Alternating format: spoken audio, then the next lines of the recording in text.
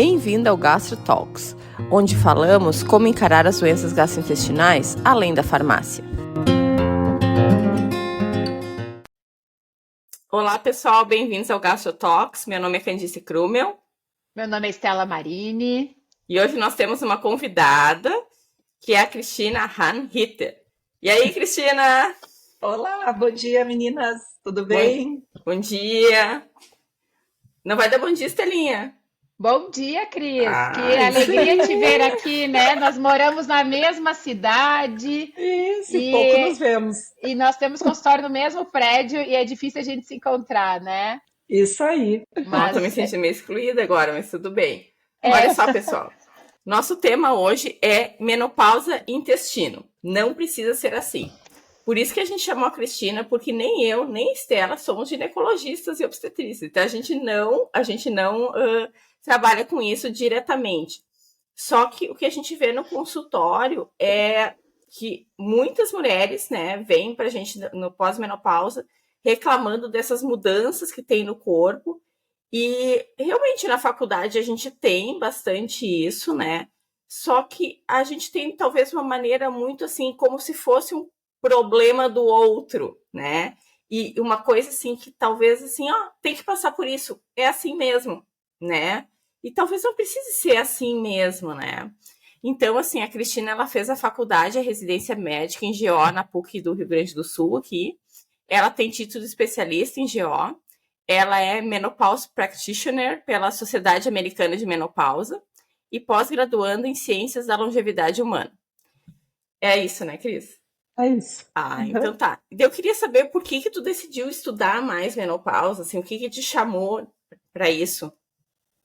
Olha só, na verdade são as nossas dores, né? Quando eu comecei a ficar próxima da menopausa, eu comecei a me interessar pelo assunto, porque as pacientes vinham para o meu consultório, climatéricas ou em menopausa, e sempre, todos os anos, com as mesmas queixas. E eu acabava não as tratando porque não sabia tratar. Porque na minha formação, e ainda infelizmente a gente tem visto isso, as escolas ensinam que a gente só pode tratar quando a pessoa já está em menopausa. E não quando ela começa com os primeiros sintomas, porque a menopausa é a data da última menstruação, que a gente só vai saber quando foi depois de um ano do ocorrido, porque a pessoa já tem que estar um ano em amenorreia. E, no entanto, o climatério já pode começar 6 a 8 anos antes dessa data. E muitas mulheres já têm fogachos, já têm alteração de humor, já têm dificuldade no sono, já tem muitos sintomas nesse período de vida. E aí a gente acaba precisando tratá-las também. Então, no momento que eu comecei a sentir que eu estava chegando mais perto dessa fase da vida, eu comecei a pensar, puxa, mas eu tenho que conseguir ajudar minhas pacientes, não é possível. Elas vinham e diziam, não, isso é da idade, aquilo que tu falaste, né? Isso é da idade, tem que passar, é assim mesmo. E aí o que acontecia? Elas iam procurar outros profissionais. Aí elas iam numa nutricionista e vinham no ano seguinte e me diziam, olha só, doutora, eu fui na Nutri e eu estou fazendo uma alimentação agora diferente e ela me deu essa lista de suplementações e eu estou me sentindo bem melhor. Daí mostrava a lista da suplementação e dizia, o que tu acha? E eu olhava e dizia, não sei, não sei o que é isso, não sei se tá certo. Aí aquilo começou a me mover para estudar, porque eu pensei, puxa, uma Nutri está conseguindo ajudar e eu, que sou ginecologista, não consigo ajudar minhas pacientes. Alguma coisa está muito errada, porque eu conseguia, no máximo, prescrever um hormônio para quem já estava em menopausa. E isso é muito pouco para essa fase da vida. E aí começou a minha busca, né? Que primeiro foi essa certificação pela Sociedade Americana de Menopausa, que a gente estuda a mulher como um todo, a clínica geral da mulher. E depois eu fui atrás da pós da longevidade, né? Que eu estou cursando ainda, que também abre horizontes, né? A gente acaba estudando numa outra linha. E tem essa questão também do intestino aí, que eu busquei o Murilo Pereira, que com certeza vocês conhecem, né? Que é uma pessoa que também me abriu os horizontes, assim. Eu fiz um curso com ele e eu comecei a entender muita coisa. Ali foi onde eu me apaixonei pelo intestino. Fala aí, Estelinha. Cris, tem uma questão que tu trouxeste que né, que é a mesma percepção que eu e a Candice nós temos. Nós três fizemos residência em ótimo serviço, né? Eu e a Candice, a gente fez lá no Clínica, se fizesse na PUC. E quem chega lá para consultar conosco durante a residência não são as mulheres que hoje estão no nosso consultório. Quem chega no serviço terciário de referência, né, como os grandes hospitais onde nós fizemos a residência, são justamente mulheres, muitas vezes, né, pacientes que já estão bastante doentes. E a gente acaba tendo uma formação muito focada na doença. E pouco se fala de prevenção. Então, essa busca que tu fizeste, nós também fizemos ao longo da nossa carreira, uma vez que a gente realmente começou a se dedicar mais ao atendimento a consultório. E realmente, porque a gente se deu conta que durante a nossa formação, justamente essas pacientes que hoje estavam lá no nosso consultório, buscando ajuda, muitas delas, na verdade, elas não estavam doentes, mas elas não estavam se sentindo com saúde. E esse olhar, né, para a saúde requer, sim, o olhar do todo. Porque, segundo a própria OMS, o que é ter saúde? É uma sensação de completo bem-estar físico, psíquico, social, e não somente ausência de doença. E a gente ainda tem muito essa ideia de que ter saúde é não estar doente, e não é nada disso. Então, realmente, como é bonito esse olhar, ok, a paciente ela está com queixas, ela não está com saúde. E eu tenho algo para fazer por ela, sim, temos muito a fazer. Eu acho muito interessante isso, como a gente às vezes diminui a dor do outro, né? Porque assim, tipo, é isso aí, aguenta no osso, que vai passar, daqui 10 anos vai passar, Isso. né? E a gente não consegue ver como aquilo ali diminui a qualidade de vida do paciente, né? Até teve uma vez, isso faz alguns anos, que eu estava conversando com uma paciente no consultório e parecia que abriram umas torneiras na testa dela e começou a correr a água da testa dela e ela tirou uma toalha grande, toalha de banho da bolsa para se secar. E eu falei, o que está acontecendo? Ela, não, são os fogachos.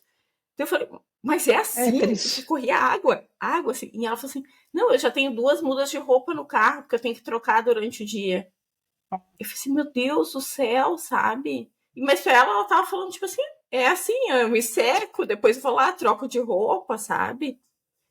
Não, eu acho que isso aí as pessoas subestimam e só realmente percebem o quanto é difícil quem está na menopausa, né? Ou no climatério. Porque tem mulheres no climatério que ainda estão menstruando e já são bastante sintomáticas. Ontem mesmo eu recebi uma de 41 anos que ela tem fogachos, ela acorda encharcada à noite, precisa trocar o pijama, mas ela ainda menstrua. E a gente dosa os hormônios, eles ainda estão praticamente normais. Precisa tratamento? Precisa. Está gerando problemas na vida da pessoa. Ela dorme mal? Então já é necessário que seja tratado. E isso mudou há pouco tempo, né?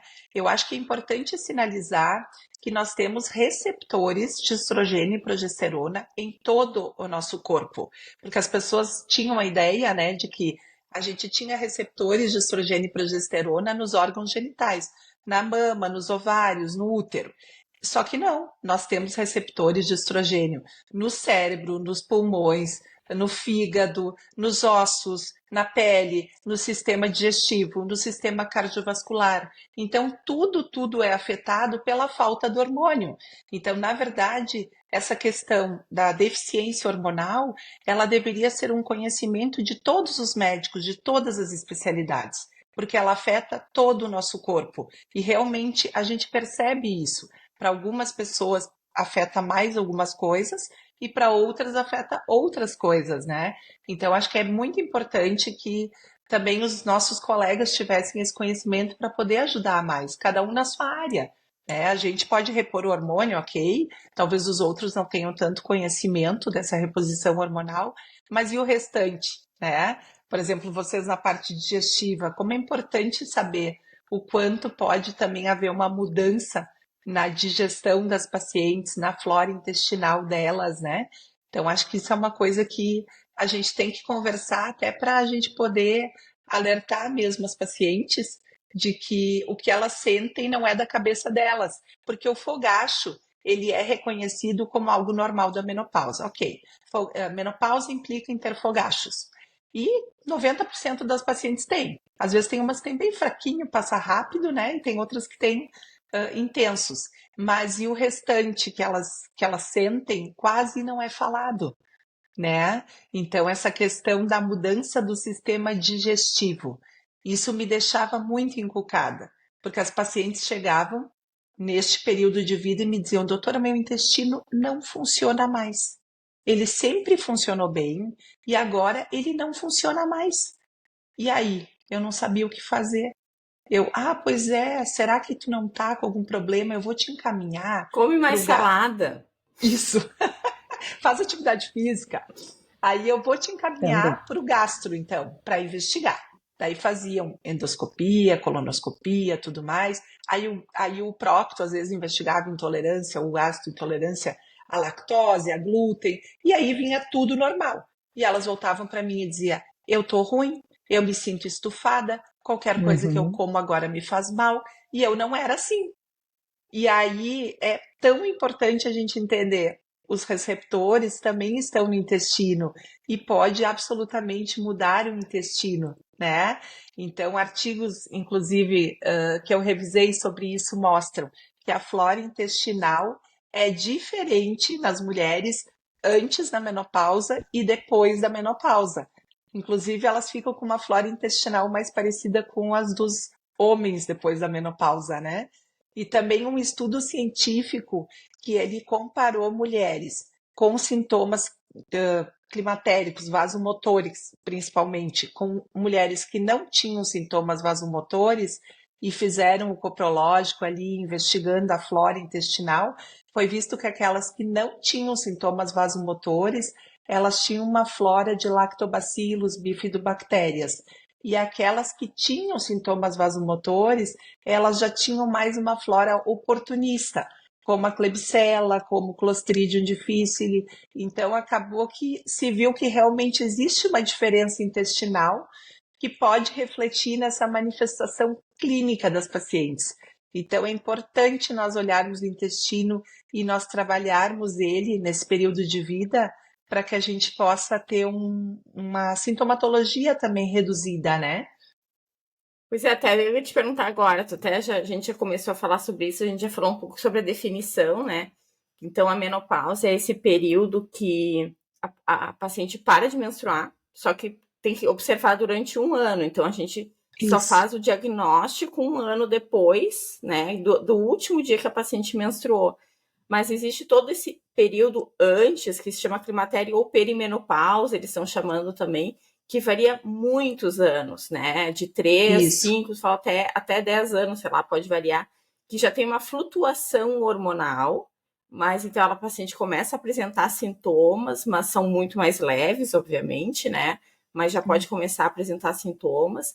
E eu acho que é principalmente nos últimos 2 anos ali que daí esses sintomas começam a ficar mais exuberantes, assim, né? E, assim, ó, fora o fogacho que a gente já falou, quais são os outros sintomas que a mulher consegue observar nela que já está tendo essa mudança hormonal? Olha só, um dos primeiros é a irregularidade menstrual. Inicialmente, os ciclos geralmente ficam mais curtos do que eles eram. Mulher que menstruava de 28 em 28 começa a menstruar de 25 em 25, de 21 em 21 dias, começa a ficar mais curtinho. E às vezes com um fluxo maior ou menor do que ele era. O fluxo muda também. Quando a mulher já está mais perto da menopausa, a tendência é ter um espaçamento maior entre os ciclos. Então, isso é uma das coisas que a gente pode observar, né? Naquela mulher evidente que não está com nenhum método hormonal contraceptivo. Senão, a gente não vai ter esse dado, né? Muitas mulheres hoje em dia, usuárias de DIUs hormonais, por exemplo, a gente já não consegue ter esse parâmetro, tá? A outra questão interessante, que é uma das primeiras manifestações e que às vezes as pessoas não se dão conta, é a mudança no sono. As mulheres começam a ficar com um sono mais leve, mais interrompido, né? A dificuldade às vezes não é pegar no sono, é manter o sono. Os pacientes vêm para mim e me dizem: olha, doutora, nunca me aconteceu isso, agora todo dia aparece um reloginho, 3 da manhã eu desperto. Mesmo ainda não tendo, às vezes, os fogachos. Estela, foi o que a gente conversou no início do ano. Eu falei, Estela, não aguento mais, 4h30 da manhã. Eu acordo. Bem-vinda. Cara, É muito ruim, porque é horrível. dormia bem a vida inteira, Aham. daqui a pouco, assim, por nada, é um cachorro que late, é um barulhinho qualquer, tu desperta, né? Então isso já começa a ficar modificado, tá? E tem aquelas que já têm fogachos, às vezes não muito intensos, mas elas já têm fogachos que elas percebem, principalmente à noite, e isso também interrompe o sono, que é uma coisa que acaba refletindo no resto do nosso dia seguinte, né? Então, basicamente, nesse período climatérico, são mais essas mudanças. Algumas já têm uma alteração de humor, geralmente não é muito acentuada, né? Mas algumas sim. Já começa a haver um aumento de peso. A maioria das mulheres tendem a começar a ganhar peso nesse período de vida. Então, são coisas ainda mais tênues e que também fazem parte da idade, né? Mas que com certeza já são sintomas de alerta, assim. E essa E parte da já atrofia vaginal começa só depois da menopausa ou também pode começar antes? pode começar antes, mas na maioria dos casos é só depois da menopausa. Uhum. Atrofia genital é um pouco depois. Na maioria das mulheres nem é quando elas exatamente entram em menopausa. É É depois. depois, é Uhum. depois. Atrofia genital, sim, tá? Então é um sintoma que também atrapalha bastante, mas que é um pouco mais tarde. Fala aí, Cris, Steninha. tem uma questão que eu acho que também vale muito nós pontuarmos, que é o estilo de vida da mulher moderna, da mulher do Hum. século XXI.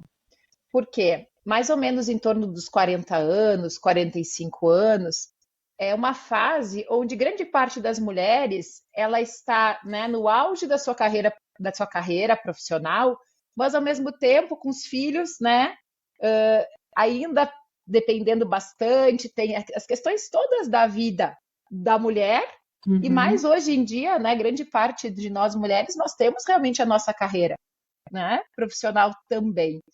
E aí, o que, que acontece hoje? O que, que a gente percebe no dia a dia? Nós estamos com as nossas agendas cada vez mais com mais compromissos. E está difícil conseguir conciliar nas nossas 24 horas todas as demandas da vida. E o que, que eu percebo Uhum. também e que pode agravar, né? Então, tem toda essa questão aí hormonal, sim, mas também tem questões do nosso estilo de vida, do tipo dormir mais tarde. Muitas vezes eu fico respondendo o WhatsApp até a hora de dormir e a gente sabe o impacto da luz azul na qualidade do nosso sono. A gente sabe que a luz que o celular emite inibe melatonina, né? E acaba, de Uhum. alguma forma, o nosso cérebro se atrapalha, ele acha que é de dia, né? Já com uma luz de espectro azul. Então aumenta cortisol e baixa a melatonina justamente à noite, que deveria ser o momento do descanso, né? E além, de, Claro. e além disso, tem todas essas questões, como a gente falou antes, até mesmo alimentares, porque nessa correria do dia a dia, muitas pessoas não têm como chegar em casa e fazer uma janta saudável, acaba comendo, tomando café de noite, que a gente sabe que não seria o melhor alimento. E a gente também percebe um aumento do consumo de café também, né? Para conseguir se manter acordado. Então, tu dorme mal de noite, e aí ao longo do dia são vários cafezinhos. A gente sabe que depois das 16 horas, se a pessoa metabolizadora lenta da cafeína impacta no sono. Então, esse olhar do todo, né, que nós começamos o podcast justamente falando isso, né? O olhar para esta mulher, não olhar para o sintoma. O que está acontecendo nessa fase? O que está acontecendo com a minha paciente? Como é que está o meio dela? Como é que estão as demandas da vida nesse cenário? E aí eu É, acredito que a gente consiga, sim, ser mais assertivo no nosso tratamento, né? Eu sempre digo que ampliar esse olhar é essencial. E hoje nós estamos justamente gravando o podcast dia 18 de outubro, dia do médico. uhum. Mesmo. Então, Hoje, olha que hoje momento especial para a gente estar falando do nosso olhar para a pessoa e não para o seu sintoma. Eu sempre digo é que atrás verdade. daquele sintoma tem uma pessoa e ela tem a sua história. E essa história ela é dela, cada um tem sua história. E o sintoma, eu sempre digo para os meus pacientes, eu atendo vários pacientes com queixa de constipação, mas como que aquele sintoma ele sente é muito particular de cada um. Quanto aquele sintoma gera sofrimento é muito eu digo, né, é muito particular de cada pessoa, nós somos 8 bilhões de pessoas, gente, ninguém é igual nesse planeta, que coisa maravilhosa! E o sintoma também se manifesta de uma forma diferente. Então, esse olhar da individualidade, como ela é importante. Isso foi uma coisa que eu aprendi nos últimos anos. Eu acho que a PUC, ela me deu uma formação de ver o ser humano como um todo. Eu acho que eu tive uma boa formação já nessa área, mas realmente nos últimos anos eu mudei bastante a minha visão. E eu tenho trabalhado muito isso, estilo de vida, sabe? Mas como é difícil, como as pessoas têm resistência a mudar o estilo de vida. Elas estão ruins, elas estão sofrendo, e a gente diz: olha, quem sabe tu inicia uma atividade física, vamos comer direitinho, vamos dormir direito, né? Não adianta, elas querem uma pílula mágica. Doutora, tu me dá uns comprimidos, uns remédios aqui, porque eu quero ter mais energia e eu quero que o meu intestino funcione melhor, eu também quero emagrecer, mas daí tu me dá uns remédios. Mas elas não querem fazer nada por elas mesmas. Então, eu acho que é isso que está faltando, né? A gente precisa ter um tempo de consulta, precisa se esforçar para convencê-las, mas a pessoa também tem que querer, a pessoa também tem que fazer a sua parte, né? E a gente tem visto, assim, que essa relação com má alimentação e um estilo de vida ruim, realmente, comprovadamente, já está propiciando alguns tipos de câncer, né? Sempre se soube, mas eu acho que agora isso está provado. Acho que ficou mais fácil da gente conversar com as pacientes sobre isso, né? Então, é algo que a gente tem falado e eu acho que é importante a gente alertar a população, porque uma das coisas que eu falo para as minhas pacientes, eu tenho uma paciente minha que veio aqui semana passada, tá? Ela é minha paciente uma vida. Aí o que ela me disse? Doutora, eu continuo constipada como sempre. Ela fica 10, 15 dias sem evacuar. E eu continuo não dormindo como sempre. Então, uma coisa tem relação com a outra, certo? Porque no momento que o intestino dela está todo inflamado, ela poderia, então, fazer do triptofano serotonina e melatonina, né? Que é o que acontece. O intestino inflamado não consegue fazer essa transformação. Então, diminui serotonina, dela tá sempre meio deprê, né? E diminui a melatonina, dela não dorme, tá? Então, o intestino não funciona, aí as pessoas acham que não tem relação, né? Eu já expliquei isso para ela mais de uma vez, que ela precisa se tratar. Enviei ela de novo para a Estela, espero que agora ela vá. Mas eu disse para ela, tu tem que mudar teu estilo de vida, né? Porque se até um animal doméstico que a gente tem em casa, ele começa a comer uma ração, um cachorrinho, e ele não evacua mais, o que é a primeira coisa que a gente pensa em fazer? Vamos trocar a ração. E por que o ser humano é tão resistente, às vezes, à mudança? Não, mas é que eu comi a vida inteira pão e não me fazia mal. Bom, mas é que agora está fazendo. Mas aí, Cris, vem uma questão que eu acredito que durante muito tempo nós médicos, nós até conhecer a epigenética, nós somos da geração, eu entrei na faculdade ali em 2000, né, na época do projeto Genoma Humano, que nós vamos curar todas as doenças à medida em que a gente desvendar o código genético, vai ter terapia gênica e que bom, não, vamos ser imortais. E não é isso que a gente sabe hoje. Né, com o conhecimento da epigenética, a gente sabe que, na verdade, para a maior parte das doenças, inclusive o câncer, na maior parte das vezes a influência é em torno de 20%. Né, em torno de, tem alguns mais, outros menos. E que realmente o que faz ligar e desligar os genes é o estilo de vida. E aí, eu fui para esse, né, justamente buscar uma formação, porque essa também era uma dor minha. Dentro do consultório do gastro, eu não consigo resolver praticamente nada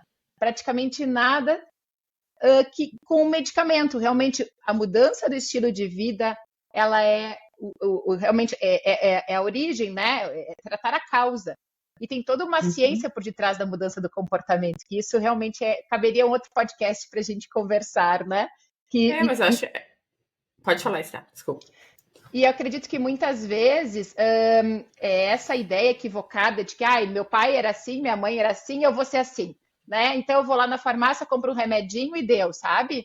Eu acho que às vezes, né, a gente não tem realmente essa clareza, né? E essa informação para passar para as nossas pacientes. Acho que por isso que eu digo, o nosso podcast, o objetivo é educação em saúde, é nós nos conhecermos melhor. E à medida em que eu me conheço melhor, eu consigo fazer escolhas melhores. Porque o ser humano só muda quando ele tem clareza do que aquela mudança vai trazer para a vida dele.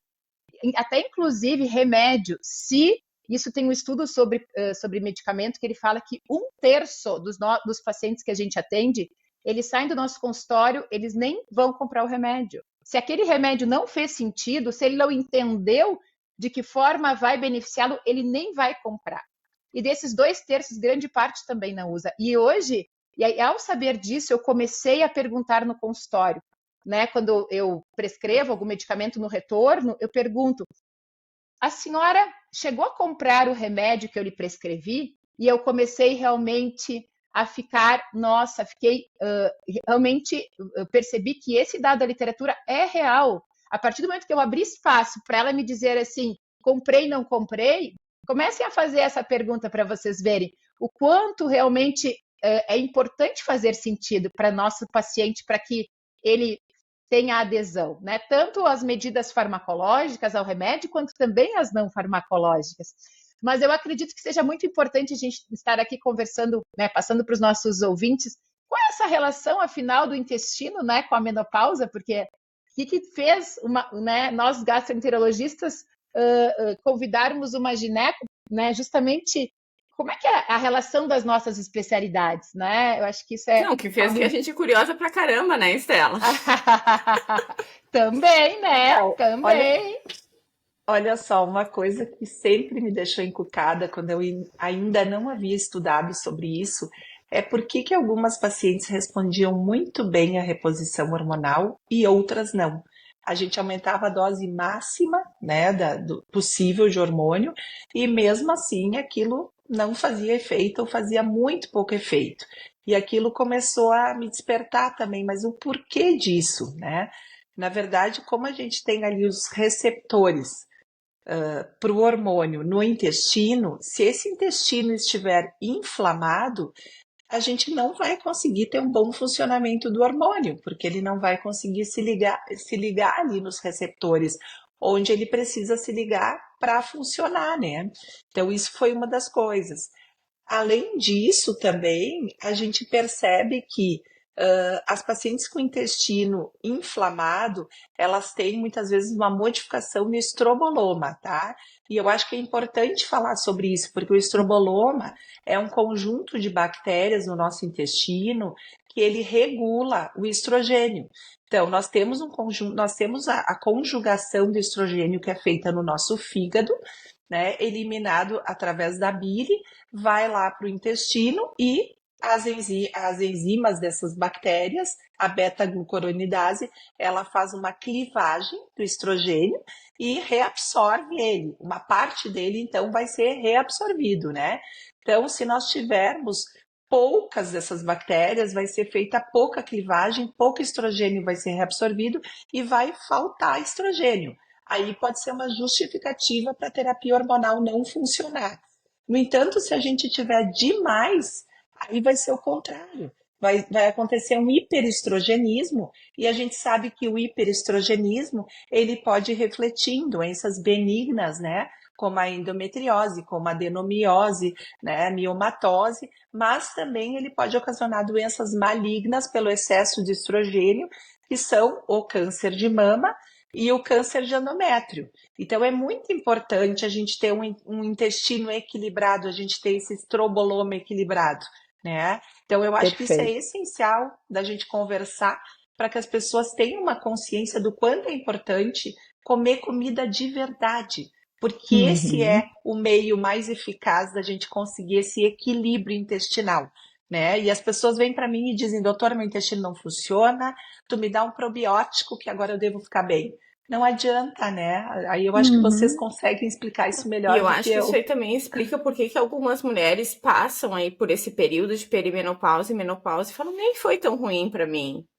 E outras Isso! falam, ela tá sendo horrível, isso que tá acontecendo comigo. E até um paciente, eu nunca vou esquecer que ela falou assim, parece que me pegaram e botaram no corpo de outra pessoa. Esse corpo não é meu, eu não reconheço ele. Isso aqui, não, Exato. esse corpo não é meu, eu não reconheço esse corpo, né? E tem outras que chegam e dizem assim, não, foi bem tranquilo, tá tudo certo. Quer dizer, eu sempre pergunto, quando a paciente tá lá pelos 50, e aí, tu já tá na menopausa, como é que tá sendo, né? E até porque, assim, como eu tô com 40 e pouco, já vou tirando, né, coisa. E daí, assim, tem umas que falam, não, foi super tranquilo, foi super de boas, né? E outras, eu acho que isso aí também explica. Porque, na verdade, no momento que tu tem essas bactérias que conseguem reabsorver, né, esses hormônios, isso aumenta o ovário não precisa trabalhar tanto para formar novos hormônios. Então, tu já tem um pool de hormônio circulante ali, né? E na Depende. menopausa, eles não funcionam mais, né? O ovário não Deu. funciona mais. Jogou a Exato, toalha. exato. Aí o que acontece? Olha só, a gente tem ainda adrenal, que vai produzir testosterona, que uma pequena parte é convertida na gordura periférica e estradiol, né? Mas é muito pouco. Então, a reposição hormonal realmente é que vai fazer a diferença e que vai poder equilibrar, né, aquilo que a gente produzia antes. Claro, desde que a pessoa não tenha contraindicação à reposição hormonal, né? Perfeito. Mas realmente, às vezes a gente não tem outra alternativa, porque o corpo, as fontes se esgotam realmente, né? E que a gente estava falando antes da microbiota mudar, claro que o próprio envelhecimento muda a microbiota, né? A gente sabe que independente se for homem, se for mulher, com o envelhecimento tu vai ter uma diminuição de diversidade e uma diminuição de bactérias boas, né, simbióticas. Mas que eles viram que mulheres que fazem terapia de reposição hormonal, a microbiota volta a ser o que era antes, né? Então elas mudam, a terapia de reposição hormonal muda a microbiota da mulher. Então, ela sai daquele espectro do climatério e volta à microbiota que ela tinha na idade fértil, né? Então, Uma questão, tem coisa, né, aí. Que a Cris falou do estroboloma, que isso é algo, eu digo, né? Esse nome é tão bonito assim, mas ele é tão importante, eu acho né? legal estroboloma. Eu acho o nome bem legal. Eu acho que... Dá uma enrolada, né, na enfim. língua, eu acho bem massa. Mas, assim, que é o ponto realmente de... eu digo, né? O nosso intestino não é por nada, né? Que nós somos, grande amantes da saúde intestinal, porque o intestino é a grande porta de entrada, é a grande comunicação, né, com o meio externo. Então, realmente, a partir da digestão dos alimentos, vamos obter nutrientes que vão realmente nutrir cada uma das células do nosso corpo, inclusive do aparelho reprodutor feminino, mas vai muito além, né? Então, o intestino saudável, é claro que vai nos ajudar a absorver nutrientes, como a Cris falou, o triptofano, justamente para a síntese da serotonina, também, inclusive, os próprios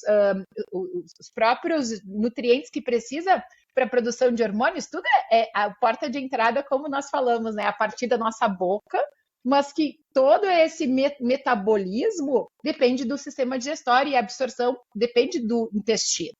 Mas aí tem a questão, né, que daí a gente foi vendo com o tempo que tem muito mais, estão ainda mais interligados, né? Então, de acordo com a composição da microbiota intestinal, você pode estar absorvendo mais ou menos estrógeno. E como a Cris falou, para uma mulher, por exemplo, que tem endometriose, que tem ovários policísticos, que tem alguma condição que ela já tenha uma tendência a ter mais estrógeno, talvez absorver esse estrógeno que já foi usado, né? Porque o estroboloma é isso, né? O retorno do estrógeno que já foi usado, né, para o nosso corpo, né? Aquele estrógeno que passou lá pelo fígado, que sofreu, né, justamente como se fosse assim, como se fosse uma conjugação para ele ser eliminado nas fezes, até 90% pode voltar para o nosso corpo de acordo, né, com a quantidade, de acordo com a composição da microbiota. A gente sabe que os firmicutes, os bacteroidetes, são as bactérias que conseguem desconjugar esse estrógeno. E como é importante, né, Cris, essa avaliação individualizada. Porque daqui a pouco, para aquela mulher, dependendo né, da condição dela, o retorno desse estrógeno pode ser bom ou pode não ser. Justo. Dependendo da fase da vida, né? Então, realmente, eu digo, né, isso é uma coisa que é importante nós colocarmos aqui, que as pacientes sejam cuidadas por profissionais capacitados, né? Então, por exemplo, você, né, que tem toda uma formação sólida dentro da ginecologia, que se dedicou à menopausa e justamente a entender a necessidade da mulher nessa fase da vida. Então, assim, eu digo, medicina não é simples, gente, não é receita de bolo. Não é num videozinho de 1, 2 minutos que tu vai conseguir te autodiagnosticar. E como é importante realmente esse olhar, porque ao mesmo tempo, né, para uma mulher, por exemplo, menopausada, pode ser, né, importante essa reposição, dependendo da fase da vida dela e do histórico dela, pode ser extremamente deletério para ela, né? Então, Com certeza. É saber o equilíbrio, né? O que eu ia exatamente. dizer para vocês é que a gente tem que escutar também o que as pacientes nos falam. Eu vejo por mim, assim. Tem pacientes que, enfim, se sentem muito ruim, mas talvez aquilo para a gente possa parecer não tão grave, né? Mas se para ela aquilo está muito ruim, a gente tem que ajudar ela de alguma forma a melhorar. E às vezes só mudanças de hábito de vida fazem com que a pessoa melhore, né? Uma das coisas também que assim me encantou quando eu estudei pela primeira vez foi a associação do leaky gut com leaky brain, tá? O que é isso, né? Um intestino permeável e inflamado, infelizmente, ele também causa uma inflamação cerebral. E é algo que tem tudo a ver, porque tem mulheres que entram em menopausa e praticamente não têm fogachos ou não têm, mas elas ficam muito ruins psiquicamente. E aí existe uma explicação para isso, né? No momento que a gente tem um intestino ruim, não vamos produzir bem a serotonina, né? E ainda nós vamos para uma via errada do triptofano lá, vamos para a via Isso, da quinurenina e vamos isso. produzir o ácido quinolênico, acho que é, né? Mas Que ele enfim, é a gente produz inflamatório. uma Uhum. Que é substância inflamatório. inflamatória lá no nosso cérebro. E aí o que acontece? Tem mulher que não melhora com nada no mundo, né? A gente pode dar antidepressivo, a gente pode usar várias medicações, só que a base está lá no intestino. No momento que a gente consegue fazer o intestino funcionar melhor, que a gente consegue fazer uma mudança nessa microbiota, automaticamente aqui vai melhorar. Então, eu acho que é muito importante a gente entender essa relação. E eu vejo na prática, quando eu consigo convencer as pacientes a melhorar o intestino, quando eu consigo mudar os hábitos de vida delas, elas melhoram muito. Não só Muito. nisso, mas em outras coisas também, tá? Eu acho que é importante colocar na menopausa existe um aumento de 2 vezes na depressão, né, nos estados de depressão, tá? Só pelo fato da mulher entrar em menopausa. E aí, se ela tem um intestino ruim, obviamente esse dado aumenta. E se ela já teve depressão na vida, ela tem 4 vezes mais chance de ter depressão nesse período de vida. Não, até eu É, estava lendo um estudo, não sei se eu mandei isso para vocês, que a intensidade do fogacho está associado com o leaky gut. Então, assim, as mulheres que têm mais fogacho, elas têm mais marcadores de aumento de permeabilidade intestinal do que aquelas mulheres que tiveram muito pouco fogacho. E também marcadores inflamatórios no sangue, né? Como aumento de fator de necrose tumoral, esse tipo de coisa. E isso está associado com aumento de risco cardiovascular a longo prazo, né? isso. E realmente o leaky gut, então, só fazendo aqui abrindo um parênteses, né? Então, o que é o leaky gut? Isso também é um conceito novo dentro da medicina, né? Dentro da gastroenterologia até, inclusive. Então, realmente, o que é esse aumento da permeabilidade? Porque, na verdade, o intestino ele tem que ser permeável. Pensa que por dia no delgado chegam 11 litros de líquido. Se ele, né, e chegam os nutrientes. Ele precisa ser permeável para absorver o líquido, para absorver os nutrientes. O problema é quando essa permeabilidade ela é, digamos assim, excessiva. E aí começa realmente a absorver toxinas, realmente entra na corrente circulatória substâncias tóxicas para o nosso corpo.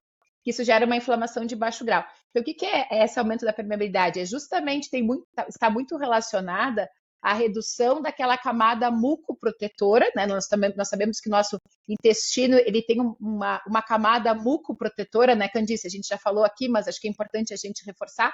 E essa camada mucoprotetora, ela auxilia justamente, protege que substâncias tóxicas acabem entrando, né, penetrando na parede do intestino.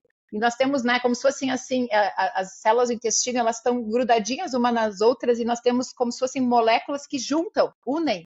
E à medida em que começam a penetrar, até mesmo bactérias que não são tão boas assim, nós sabemos que nossa microbiota nós temos as simbióticas, as comensais e as patobiontes.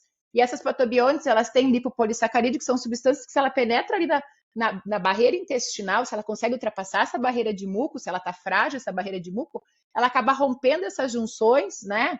Que é a ocludina, a zonulina, a claudina, e justamente daí acaba entrando na circulação essas substâncias inflamatórias, que desencadeia toda uma inflamação, que não é aquela inflamação que a gente está acostumada, que dá febre, mas é uma inflamação de baixo grau. E aí isso altera muito a absorção dos nutrientes, né? Que é isso justamente que é a nossa relação principal, né? Do eixo cérebro-intestino. A gente acha, porque o intestino é o segundo órgão que mais produz serotonina. Na verdade, não tem a ver com isso. Na verdade, não é o segundo órgão, não. O intestino é o órgão que mais produz serotonina, mas é que a serotonina do intestino fica no intestino, né? Muito pouquinho vai para o cérebro. E realmente, essa relação do eixo cérebro-intestino está muito relacionada a essa conexão, né? Através do leaky gut, através da permeabilidade intestinal. Então, claro que a gente não tem como ter intestino impermeável, mas o problema é realmente o intestino saudável vai ter essa barreira de muco protetor, uma barreira de muco protetor realmente, não digo resistente, mas que impede que essas substâncias tóxicas penetrem, e aí, consequentemente, isso tem um impacto muito grande em todo o nosso corpo. Isso é algo muito interessante. E assim, a gente tem um podcast só de leaky gut, para quem quer saber mais. Isso, perfeito. Acho que é o 14. É só ir lá e ver. Perfeito. Uma das Olha coisas... só. Fala aí, Cris. Pode falar. Não, eu ia comentar a questão também que nós estávamos falando, o nível de estresse muito alto, né? Que a Estela eu ia te perguntar antes. Agora que outros hormônios estão associados também, porque não é só o hormônio sexual que está associado, né? Isso aí, o que eu ia falar para vocês em relação ao cortisol. Por exemplo, um cortisol muito alto, e a gente sabe que o nível de estresse alto aumenta o nosso cortisol, ele acaba competindo lá nos receptores de estrogênio e acaba também fazendo com que a gente tenha um menor funcionamento do nosso hormônio, né? Então, cortisol aumentado gera problemas também para o funcionamento do nosso hormônio. Então, é outra coisa que a gente também tem que controlar, né? É ajustar o intestino, é controlar o nível de ansiedade aí, enfim, praticar atividade física, dormir bem, comer bem, é a base, né? É a base de uma vida saudável. E eu percebo isso. Eu tive uma paciente semana passada, que é minha paciente há alguns anos já, e ela tem hábitos de vida muito saudáveis. O intestino dela funciona muito bem, ela tem uma alimentação, uma vida bastante regrada, faz atividade física praticamente diária, né? Peso ideal, e ela entrou em menopausa e não sente nada. A princípio é raríssimo isso, mas ela me disse que não sentia nada. E aí eu ofereci o hormônio para ela, ela disse, doutora, eu não vou querer, porque como eu estou bem e eu me cuido muito, eu prefiro não usar. E tudo bem, porque ela tem um estilo de vida ótimo. E realmente a gente vê que, devido a isso, o estado de saúde dela está muito bem como um todo, né? Ela não tem um cortisol provavelmente muito elevado, né? Então ela acaba compensando de outra forma. Então acho que isso é muito interessante da gente comentar, né? Essa questão de estilo de vida, que eu acho que... Na verdade, até a parte ali da atividade física, uma queixa, e foi talvez uma das primeiras coisas que eu percebi, assim, nas pacientes com menopausa, que elas vinham se queixando de distensão abdominal. Daí, como é que é essa distensão? Já acordo inchado. Aí vai piorando ao longo do dia? Não, fica igual. Eu passo o dia inteiro inchado. Daí tu vai ver, na verdade, não é distensão abdominal, é gordura visceral. É gordura abdominal, tá trocando o jeito que deposita a gordura, não deposita mais no bumbum e no quadril, começa a depositar na barriga, e ela fala, não, mas eu nunca fui inchada assim. Eu falo, não, mas isso aqui não é inchaço, isso aqui que teu corpo tá mudando de forma.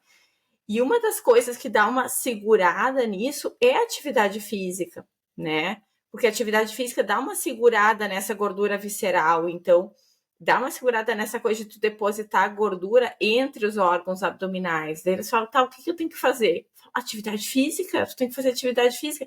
Vai ficar normal como era antes? Não, porque o corpo da mulher, ele muda, né? Depois da menopausa, a gente perde cintura, né? Não vai ficar, mas vai segurar para tu não começar a ficar barrigudona, né?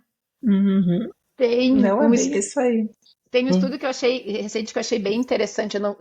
Depois eu vou procurar até para a gente colocar ali como sugestão. Mas que fala que justamente ele mostrava o seguinte: que depois dos 40 anos a gente sabe que a gente começa a perder massa muscular, né? Isso vem do processo. Bom, e aí quando a gente começa a perder massa muscular, especialmente, claro, né, as pessoas que não fazem exercício de força e resistência, o nosso gasto energético basal começa a reduzir. Então, claro que tem todas as questões hormonais envolvidas, mas também tem as questões de composição corporal, que acaba vindo depois dos 40 anos. Então, justamente esse artigo,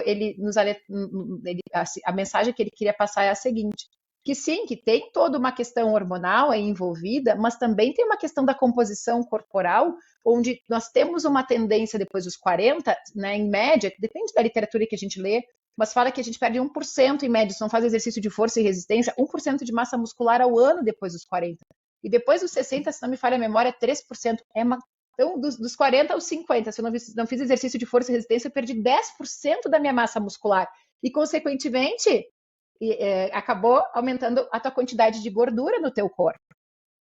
E essa mudança da composição corporal também acaba impactando na questão, né, da saúde como um todo. Então, de novo, vem a questão da atividade física, né, como um importante aliado no sono, na questão da saúde, sim, como um todo, né? A gente sabe da saúde cardiovascular, enfim. E aí eu digo sempre para os meus pacientes, eu não vou dizer assim, como eu amo fazer musculação, mas eu aprendi que realmente musculação é importante para mim. Quantas coisas a gente faz que não gosta tanto assim, não é? Mas a gente sabe que é importante, a gente vai lá e faz. Mas aí eu digo sempre, né, tendo clareza, puxa, olha só, ter músculo vai muito além, não é aquela coisa só de me olhar no espelho e me achar bonita, não, é saúde, gente, cada vez mais hoje a gente sabe. Se você quer prevenir demência, se você quer prevenir doença cardiovascular, não deixe de se exercitar. A gente sabe que o músculo, sim, hoje é visto como um órgão endócrino, né, Cris? Que ele produz uma série de substâncias que são fundamentais para a nossa saúde. E eu gostaria de compartilhar contigo uma percepção que eu tenho, né, em relação ao tratamento da mulher nessa fase. Eu penso que, sim, que a reposição ela pode ser necessária, dependendo do caso, mas que ela é um dos pilares. Assim como quando a gente cuida dos pacientes com saúde intestinal, eu sempre digo, olha, pode ser que a gente precise do remédio, mas ele é um dos pilares. Mas quais são os outros pilares? É a alimentação saudável, é voltar a ter um hobby, que é aquela atividade que tu não tem necessidade de autoperformar, que vai te ajudar muito no manejo do estresse. É tu priorizar o teu descanso, sono reparador. É o exercício físico, é buscar essa vida mais equilibrada. E claro que então, esses são os pilares. E talvez precise aí do tratamento medicamentoso. O problema é que quando ele é o único pilar, não é? Eu falo... Você falou antes, não tem pílula mágica, né? Exato. Eu falo para as pacientes assim, se você quer uma pílula mágica, vamos dizer que você estivesse no deserto, no meio do nada, e só tivesse direito a uma medicação na tua vida, sabe qual eu te indicaria? Atividade física. Seria esta a pílula mágica, porque realmente de tudo que a gente orienta, né, é óbvio que a alimentação é muito importante, mas assim, atividade física é algo que a gente tem que bater na tecla, porque as pessoas são resistentes. É complicado a gente convencer. Então, acho que isso é algo muito importante assim para a gente poder realmente trabalhar com prevenção, né? Porque a ideia... E outra coisa, nós mulheres não começamos a perder massa muscular aos 40, a gente começa aos 30 a perder massa muscular, não é aos 40. Ainda. Então, quando a gente já chega aos 40, a gente já perdeu massa muscular. Verdade. Né? É os homens que começam aos 40, né? A gente começa aos 30, 28 anos começa. Então, não é aos 40 só. E sobre a alimentação, nós sabemos cada vez mais, né, que para a saúde da microbiota é fundamental as fibras. As fibras são aquela parte do carboidrato que nós não temos enzima para digerir. Quem digere, na verdade, são as nossas mais ou menos 100 trilhões de bactérias que compõem a nossa microbiota intestinal. E a partir daí, elas produzem uma série de substâncias, inclusive vitaminas, né? mas uma das mais importantes são os ácidos graxos de cadeia curta, que vai justamente fortalecer essa barreira de muco, além de nutrir, né, as células intestinais, mas ela vai sim nos ajudar à prevenção do leaky gut, dessa inflamação, como a Cris falou, né? Então, esse olhar para a alimentação é fundamental também. E tem uma questão que eu acho importante nós falarmos aqui. Os estudos mostram que mulheres, né, que estão na menopausa, elas têm uma necessidade de aumentar ainda mais o consumo de fibras. E aí eu chamo a atenção, a média de consumo de fibra da população brasileira é em torno de 14 gramas, sendo que o indicado seria 30 gramas. E na pós-menopausa, os estudos mostram que talvez seja, né, claro que a gente não tem certeza, mas existe uma orientação de aumentar ainda mais, em torno de 40 gramas de fibra por dia. E eu vejo que isso é algo, muitas vezes, que nós temos um desconhecimento, né? Eu mesma, eu digo aqui, já falei mais de uma vez, quando eu comecei a estudar alimentação, eu pensava assim, não, eu consumo fibra, imagina, a Candice sabe que eu sou a louca da salada. Desde a época da residência, né? Desde a época da residência, tá louco. Eu ia lá no refeitório, né, e enchia um pratão de salada. Era mas só de alface. Mas, enfim, e aí quando eu fui ver que um pé de alface tem 1 grama de fibra, eu digo, gente, eu não sei nada. Eu achava que eu comia um pé de alface inteiro. Eu abafava, comer, né, 2 frutas por dia, um pé de alface. Imagina, devo comer. Claro que eu como as 30 gramas, que nada. Quando eu calculei isso dá 8 gramas, 9 gramas. Né? Eu digo, não, mas olha, e aí que eu comecei a me dar conta e comecei a perguntar para os meus pacientes. Ah, não, você come fibra sim, eu como, tá, mas então me fala. Quantas frutas você come por dia? Ah, doutor, eu como uma fruta por dia, uma fruta a cada 2 dias. Ah, e legume? Ah, eu como um pouquinho. Que percentual do seu prato eu ocupo o legume e a verdura? E aí a gente começa a perguntar para os pacientes e a gente realmente vê que o estudo científico mostra, lá das 14 gramas, acho que até menos, viu, na população em geral, mas muito por conta do desconhecimento. E eu sempre digo para os meus pacientes, pessoal, assim, ó, fruta e legume, a gente tem que ter uma métrica. É 2 a 3 por dia. Chegou de noite, comi. Quantas frutas eu comi hoje? Ah, comi uma. Então tá. Então depois do jantar eu vou comer uma fruta. Pronto, 2. Tá, ótimo. E legume, quantos eu comi hoje? Bah, eu comi só um pouquinho de alface ao meio-dia. Então de noite eu vou me puxar, vou fazer algum movimento para conseguir. Porque se eu não tiver, a gente tem que ter isso, a gente tem que ter métrica para algumas coisas que são essenciais para a construção de saúde. Porque se a gente deixar naquele modo, deixa a vida me levar, eu não vou comer as 2, 3 frutas por dia, e eu não vou comer as 2, 3 variedades de legumes por dia, e muito menos incluir, né? A gente sabe que é importante, sim, no nosso dia a dia, a aveia, a chia, o psyllium, né? Não precisa comer todos esses, mas incluir esses alimentos que têm um teor maior de fibra. Assim nós vamos estar nutrindo aqueles trilhões de bactérias, e aí elas em equilíbrio, justamente ao receber o alimento ideal para elas, nós vamos conseguir sim ter saúde intestinal. Cris, assim, nós estamos indo para o final aqui da nossa conversa, e como a Estela já falou, a gente está gravando dia 18 de outubro, então a gente está no Outubro Rosa, né? Então minha última pergunta é a respeito do câncer de mama, tá? Que a gente sabe que ainda é super comum aqui na população feminina, né? O que tu gostaria de falar, assim, a respeito principalmente da prevenção, assim, do câncer de mama, assim, para as mulheres que estão escutando esse podcast? É muito importante a gente tocar nesse assunto, porque o câncer de mama, ele é multifatorial. E muitas vezes as pessoas acham que tiveram um câncer de mama porque tem histórico familiar, ou porque fizeram reposição hormonal, enfim, tentam encontrar algumas justificativas, tá? Mas a verdade é que o câncer de mama, aquilo que a gente estava conversando antes da epigenética, né? A gente pode ter o gene para o câncer de mama e nunca manifestá-lo, dependendo do estilo de vida que a gente leva, né? Então, o que acontece? As pessoas com sobrepeso, elas têm 2 vezes mais chance de câncer de mama do que aquelas mulheres de peso normal. Então, isso é uma coisa muito importante, a gente ter o peso ideal, né? Quem fuma também aumenta o risco de câncer de mama, né? As pacientes também que têm um estilo de vida assim, com muito estresse, tem essa flora intestinal do estroboloma ali alterada. Então, são várias coisas que aumentam o risco de mama. Mas tem um estudo que mostrou que de cada 10 mil mulheres, no caso, que eles fizeram em relação a esse número comparativo, né? Que possam, da população em geral, que possam vir a ter câncer de mama, a gente reduz em 7 o número de casos de câncer quando a gente fizer atividade física, tá?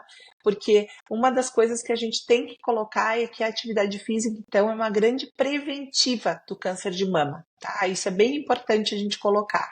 Porque as pessoas têm o medo da reposição hormonal, que ela ocasione o câncer de mama, né? De cada 10 mil mulheres que não fazem reposição hormonal, 30 terão câncer de mama. E de cada 10 mulheres que fazem a reposição hormonal, 38 terão câncer de mama. É uma diferença pequena, porque a reposição hormonal previne osteoporose, previne degeneração neurológica, previne doenças cardiovasculares. Então, a gente tem uma série de benefícios com a reposição hormonal. Então, o que as pessoas devem saber é o seguinte: o câncer de mama, basicamente, ele manifesta por maus hábitos, né? Então, é uma coisa que a gente tem que alertar a população e para que as pessoas fiquem mais atentas ao estilo de vida, à bagagem de uma vida inteira. Não é só, né, daquele momento de menopausa, é do que elas trazem de uma vida toda, de maus hábitos, né? Então, acho que isso é interessante a gente alertar aí a população. Eu acho que o resumo é: mulheres, façam atividade física. Isso aí. Descasquem mais, desempacotem menos também, não é? Mas isso a gente fala em todos, Estela, né? Não vale. Alimentação mais saudável, claro, com certeza, né? E priorizar a higiene do sono também, não é? E procurar, sim, né, Cris, uma profissional né, da área da ginecologia que tenha essa expertise nessa fase, em tratar mulheres nessa fase da vida. Eu acho que isso é tão bonito, a medicina ela é tão ampla, mas é tão bonito a gente poder, puxa, eu gosto mais de saúde da mulher dessa fase. Então eu me dedico mais. E como é bonito isso, a gente, porque é muito desafiador dentro né, de uma especialidade tão ampla como a ginecologia, assim como da gastroenterologia, né? Eu e a Candice, nós realmente nos focamos mais em saúde intestinal. Não é que a gente não saiba tratar e não trate as outras queixas, mas também a gente tem esse olhar, né? Então, foi muito boa essa conversa, né, com uma profissional que realmente se dedica a estudar, né, a forma de tratar ainda melhor as mulheres nessa fase da vida. Com certeza, eu sempre digo para as minhas pacientes, o importante é viver bem todas as fases da vida. E a gente tem como fazer isso, porque às vezes elas chegam muito deprimidas e muito desanimadas. E a gente consegue melhorar, a gente tem como melhorar, né? Então, claro que depende uma parte delas e outra eu consigo ajudar, e vocês também. Então, é isso importante, é um trabalho em conjunto e às vezes multidisciplinar. Né? É uma nutri, é um gastro, é o gineco, e assim vai, a gente consegue melhorar aquele período de vida da mulher.